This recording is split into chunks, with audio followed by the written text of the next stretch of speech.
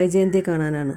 വൈജയന്തി പറയുകയാണ്, ശിവേട്ട എങ്ങനെയെങ്കിലും രോഹിമോനെയും കൂടി രക്ഷിക്കണം, ഹരിക്ക് ജാമ്യം എടുക്കുമ്പോൾ അവനെയും കൂടെ ഇറക്കണം എന്നൊക്കെ പറയുന്നുണ്ട്. അപ്പോൾ ശിവശങ്കരമേനോൻ പറയുന്നുണ്ട്, ഒന്നും നടക്കില്ല വൈജയ്, അവർക്ക് ജാമ്യം കിട്ടില്ല, അവരെന്തായാലും 1 മാസത്തേക്ക് റിമാൻഡ് ചെയ്യും, അത് കഴിഞ്ഞിട്ട് നമുക്ക് എന്തെങ്കിലും ചെയ്യാമോ എന്ന് നോക്കാം, ഇത് ചെറിയ കേസൊന്നും അല്ലല്ലോ എന്ന് പറഞ്ഞു. രാജീവ് വളരെ ദേഷ്യത്തിലാണ് സംസാരിക്കുന്നത്.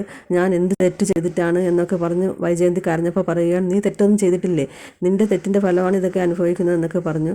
നീ ചെയ്ത തെറ്റുകൊണ്ടല്ലേ നീ ഇപ്പോൾ ഇവിടെ കിടക്കുന്നത്, അതുപോലെ ഹരിയും രോഹിതും തെറ്റ് ചെയ്തതുകൊണ്ടാണ് അവരിപ്പോൾ ജയിലിൽ കിടക്കുന്നത് എന്നൊക്കെ പറഞ്ഞു. പിള്ളേരൊരു കുസൃതി ചെയ്തതിന് ഇങ്ങനെയൊക്കെ വരണമെന്ന് വിചാരിച്ചിട്ടാണോ എന്നൊക്കെ പറഞ്ഞപ്പോഴും രാജീവ് ദേഷ്യപ്പെടുന്നുണ്ട്.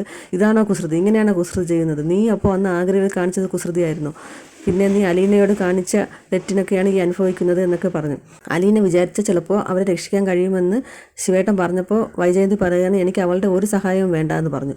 അപ്പോൾ രാജീവ് പറഞ്ഞിട്ടുണ്ട്, അന്ന് അലീനയല്ലേ സഹായിച്ചത്, അന്ന് അലീന കേസ് കൊടുത്തിരുന്നെങ്കിൽ ഇപ്പോൾ ഇവരൊക്കെ ജയിലിൽ കിടക്കില്ലായിരുന്നു, അന്ന് അവൾ രക്ഷിച്ചു, പിന്നെ ഇപ്പോൾ എന്താണ് പ്രശ്നം, അതുപോലെ അവളെ പോലീസ് സ്റ്റേഷനിൽ കൊണ്ടുവന്ന് CI ഒരുപാട് നിർബന്ധിച്ചു എന്നാണ് കേട്ടത്, പക്ഷേ അവൾ പരാതിയൊന്നും എഴുതി കൊടുത്തില്ല എന്നൊക്കെ പറഞ്ഞപ്പോൾ എനിക്ക് അവളുടെ ഒരു കാര്യവും കേൾക്കണ്ട, അവളെപ്പറ്റി പറയാനാണോ നിങ്ങൾ ഇങ്ങോട്ട് വന്നത് എന്നൊക്കെയാണ് പറയുന്നത്. എന്നിട്ട് അവർ ബാലചന്ദ്ര മേനോനെ കാണാനായിട്ട് അവിടെ നിന്ന് ഇറങ്ങിപ്പോയി.